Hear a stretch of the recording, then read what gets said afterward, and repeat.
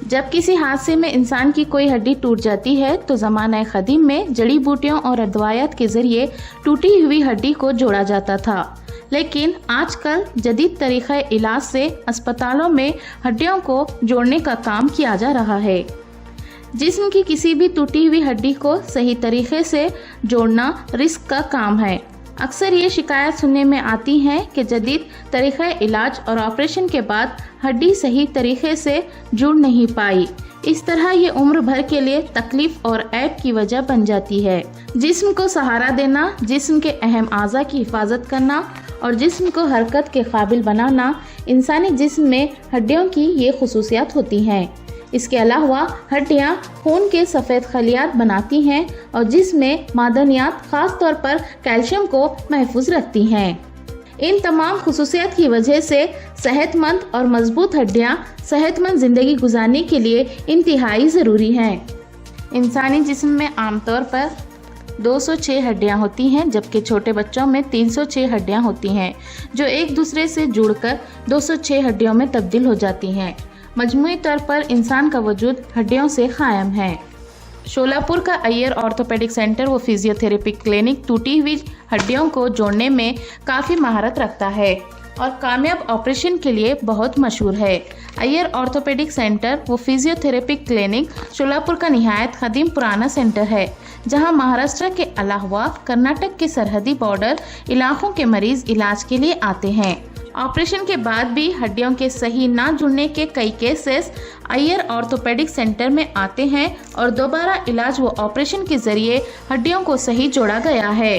Doctor Vishwanath Iyer, जो मशहूर orthopaedic surgeon हैं, उन्होंने अय्यर ऑर्थोपेडिक सेंटर को कायम किया। डॉक्टर विश्वनाथ अय्यर के दामाद डॉक्टर बी शिवशंकर 1994 से इस अस्पताल को निहायत कामयाबी के साथ चला रहे हैं। वो अस्पताल में चीफ ऑर्थोपेडिक सर्जन की हैसियत से खिदमात अंजाम दे रहे हैं। डॉक्टर बी शिवशंकर ने ऑर्थोपेडिक में कर्नाटक मेडिकल कॉलेज हुबली से ग्रेजुएशन और doctor Vaishampayan memorial government medical college Sholapur से पोस्ट ग्रेजुएशन किया है। डॉक्टर बी शिवशंकर ने ऑर्थोपेडिक में एमएस किया है। उन्होंने मुंबई और दीगर कई मशहूर व मारूफ ऑर्थोपेडिक अस्पतालों में खिदमात अंजाम देते हुए गैर मामूली तजुर्बा हासिल किया है। डॉक्टर बी शिवशंकर 1994 से अपने खुसर डॉक्टर विश्वनाथ अय्यर के अय्यर ऑर्थोपेडिक सेंटर से जुड़ गए और इस अस्पताल को कामयाबी के साथ चला रहे हैं। डॉक्टर बी शिवशंकर टूटी हुई डैमेज हड्डियों के कई एक पेचीदा क्रिटिकल कामयाब ऑपरेशन कर चुके हैं। बोन सेटिंग ऑपरेशन के लिए वो काफ़ी शोहरत हासिल कर चुके हैं। ऑपरेशन के दौरान हड्डी को जोड़ने के लिए सी आर्म मशीन इन दिनों काफ़ी महंगी हुआ करती थी और आसानी से दस्तयाब नहीं थी। डॉक्टर शिवशंकर ने अपने खुसर डॉक्टर विश्वनाथ की रहनुमाई में इसका एक मुतबादिल सबसिक्वेंट निकाला, जो शोलापुर टेक्निक के नाम से मशहूर हुआ। इंटरलॉकिंग की ये टेक्निक काफ़ी मशहूर हुई और डॉक्टर बी शिवशंकर ने अपने ईजाद करदा इस टेक्निक के ज़रिए बॉम्बे, आसम, उत्तर प्रदेश, चेन्नई और कई मुकामात के ऑर्थोपेडिक अस्पतालों में ऑपरेशंस करके दिखाए। डॉक्टर बी शिवशंकर ने अपनी शोलापुर टेक्निक के बारे में और ऑर्थोपेडिक ऑपरेशंस के बारे में जो तजुर्बात हासिल किए हैं, इन पर खुसूसी लेक्चर्स देने में माहिर एक्सपर्ट हैं और मुल्क के कई शहरों से इन्हें लेक्चर देने के लिए मदऊ किया जाता है। नाजरीन, अय्यर ऑर्थोपेडिक वो फिजियोथेरेपी सेंटर शोलापुर के chief orthopaedic surgeon doctor Shivshankar साहब की गई खुसूसी गुफ्तगू पेश है। ये हॉस्पिटल 1980 में मेरे ससुर डॉक्टर विश्वनाथ अय्यर, इधर के जाने माने ऑर्थोपेडिक सर्जन और मेडिकल कॉलेज में professor and head of the department थे, उन्होंने चालू किया है इधर।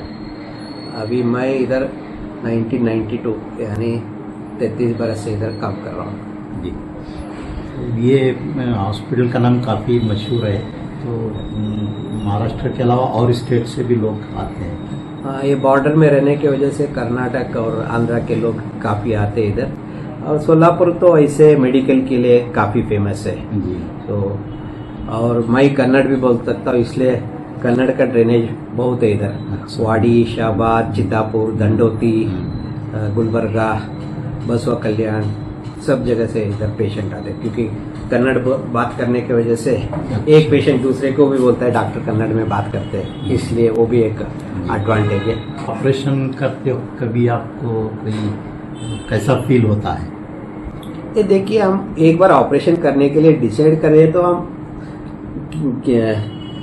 अच्छे से अच्छे करने के लिए कोशिश करते हैं। समझो उस फील्ड में मैं एक्सपर्ट नहीं है तो जो एक्सपर्ट है उनको साथ में बुला के उनसे भी काम लेते हैं। जैसे आपके ऑपरेशन में हम 3 डॉक्टर थे, मैं और डॉक्टर सचिन कुलकर्णी के अलावा डॉक्टर विवेकानंद देगावकर बोल के भी है, वो शोल्डर स्पेशलिस्ट है।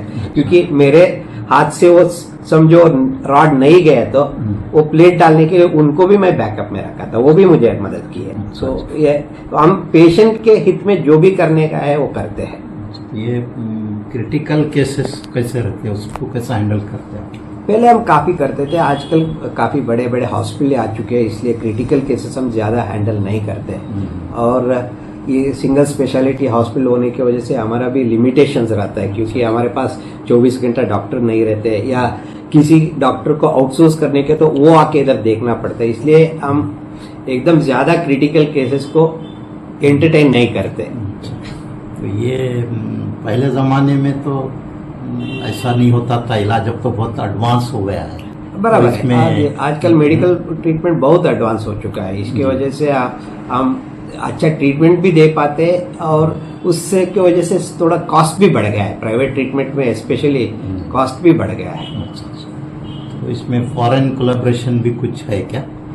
फॉरेन कोलैबोरेशन इसमें नहीं है, बट जो इम्प्लांट्स वगैरह इस्तेमाल करते हैं या जो मशीन्स वगैरह है उसमें काफ़ी इम्पोर्टेंट मशीन्स की ज़रूरत पड़ती है। बट आजकल ये आत्मनिर्भर इंडिया के वजह से काफ़ी लोकल कंपनी भी मार्केट में आ चुके हैं, इसके वजह से हमारा स्पेशली मेडिकल इंस्ट्रूमेंट्स का जो ये रेट है वो काफ़ी कम हो चुका है।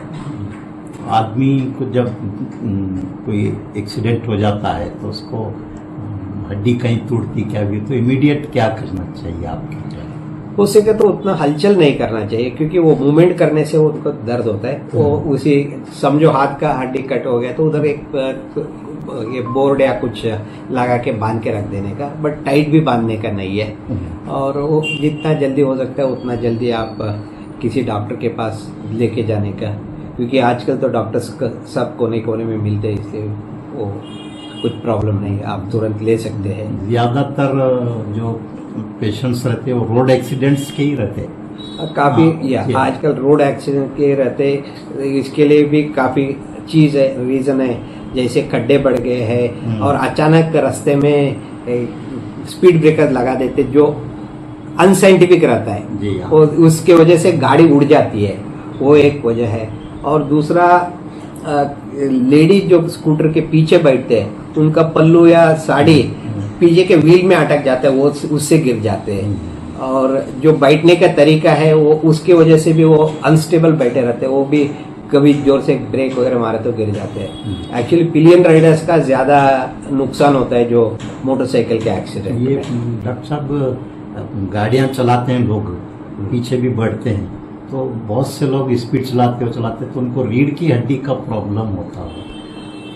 ये एक वजह से नहीं होता, उनका जो वर्किंग पैटर्न, बैठने का तरीका, एक्सरसाइज सब मिलके उसका असर आता है। ऐसा नहीं कि काफी लोग जैसे मेडिकल रिप्रेजेंटेटिव है वो रोज मोटरसाइकिल के ऊपर ही दिन भर काम करते रहते हैं, या किसी एजेंसी के रिप्रेजेंटेटिव है, सब मोटरसाइकिल के ऊपर 100-200 किलोमीटर चलाते रहते हैं। उनको होता ऐसा कुछ नहीं है। आप आपके बैक को जितना चाहे उतना एक्सरसाइज वगैरह करते रहे तो उनको मजबूत रखे तो अपने वो आपका प्रॉब्लम्स कम हो जाता है। ये ज्यादातर एक्सीडेंट्स में सर को मार लगता है, ये आदमी पीछे गिर जाता, कहीं भी गिरता तो वो डेंजरस हो जाता। तो ये अब पुलिस का ये कहना है कि भाई आप हेलमेट यूज कीजिए, तो हेलमेट यूज करने से क्या वो खतरा बच जाता है? खतरा काफी कम हो जाता है। हेड इंजरी से जो जान जाने की चांस है वो काफी ज्यादा है, और हेलमेट डालने से वो जो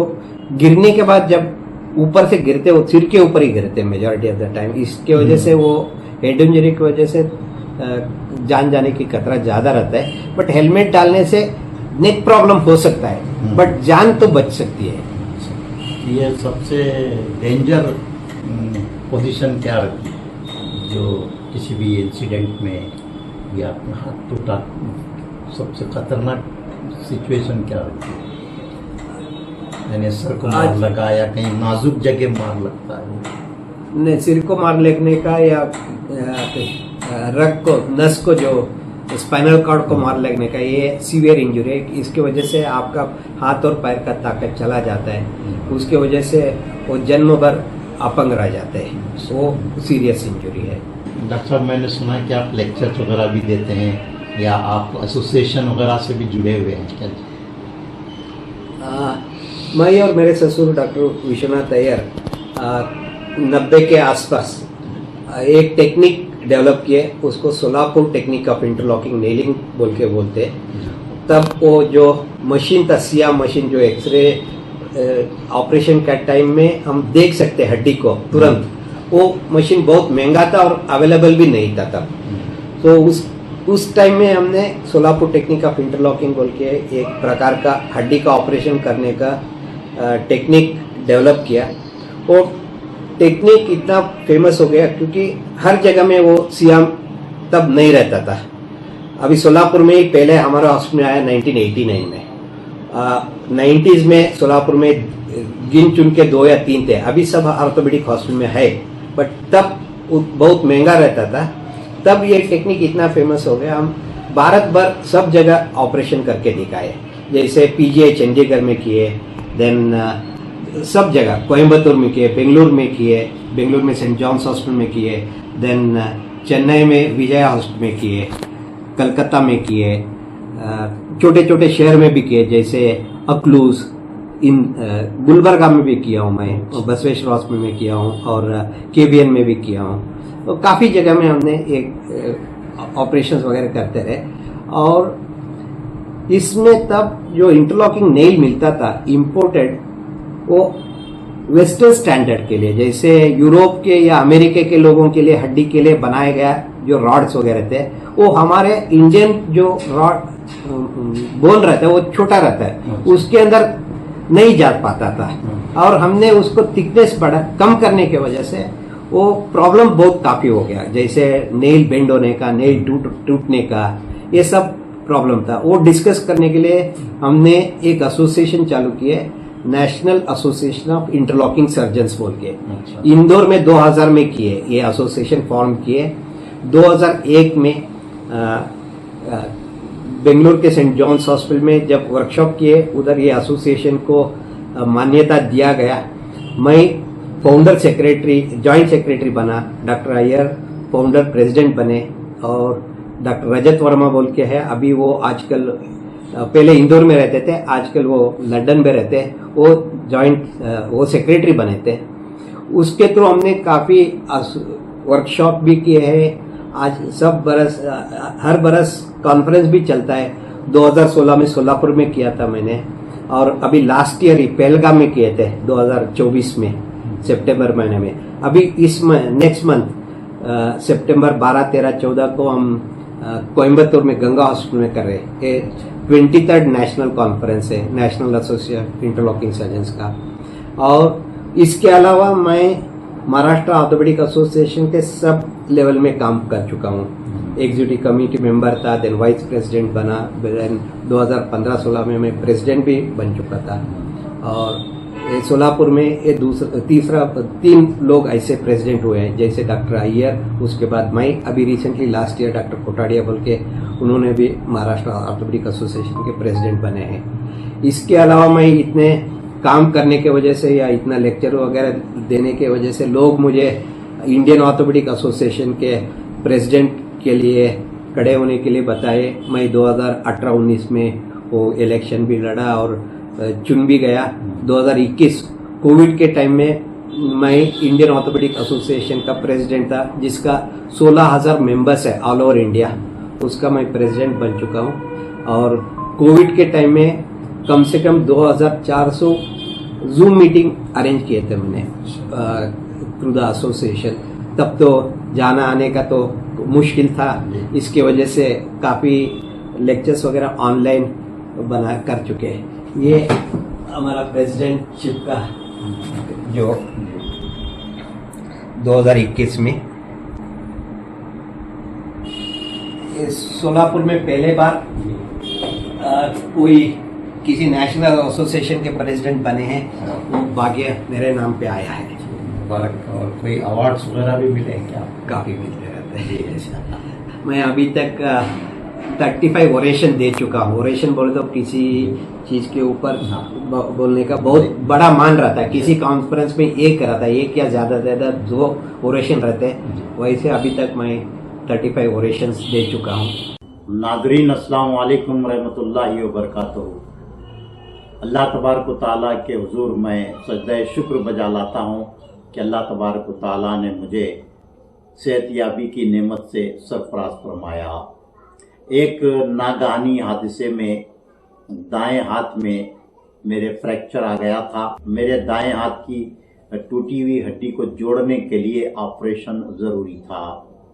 मैंने अपने तौर पर मालूमात हासिल करने के बाद शोलापुर के मशहूर मारूफ Iyer orthopaedic centre and physiotherapy clinic में ऑपरेशन करवाने का फैसला किया। मैंने ये फैसला सैयद नज़ीरुद्दीन मुतवल्ली बानी सदर Karnataka state government retired minority employees association Gulbarga ज़िला के मशवरे पर लिया।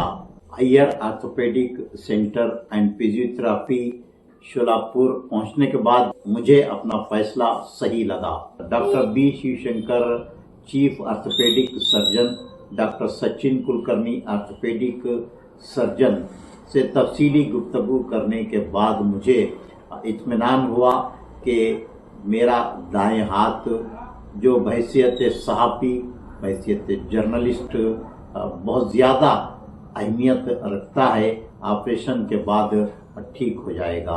अय्यर ऑर्थोपेडिक सेंटर में doctor B Shivashankar chief orthopaedic surgeon, doctor Sachin Kulkarni orthopaedic surgeon, doctor Gorakh Rokade anaesthesiologist और मेडिकल स्टाफ के भरपूर ताउन से ऑपरेशन से पहले, ऑपरेशन के दौरान और ऑपरेशन के बाद मुझे किसी किस्म की तकलीफ या परेशानी का कोई एहसास नहीं हुआ।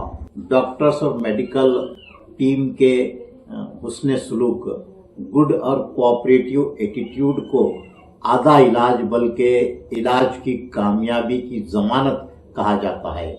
इसका एहसास मुझे अय्यर ऑर्थोपेडिक सेंटर में डॉक्टर्स और मेडिकल स्टाफ के टीम ने जिस तरह से बर्ताव किया उससे अंदाज़ा हुआ।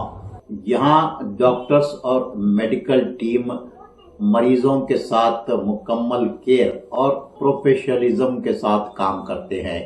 मैं अय्यर ऑर्थोपेडिक सेंटर के डॉक्टर्स और मेडिकल टीम का बेहद शुक्रगुजार हूँ, जिन्होंने मेरी सेहतयाबी के लिए अपना भरपूर ताउन दिया।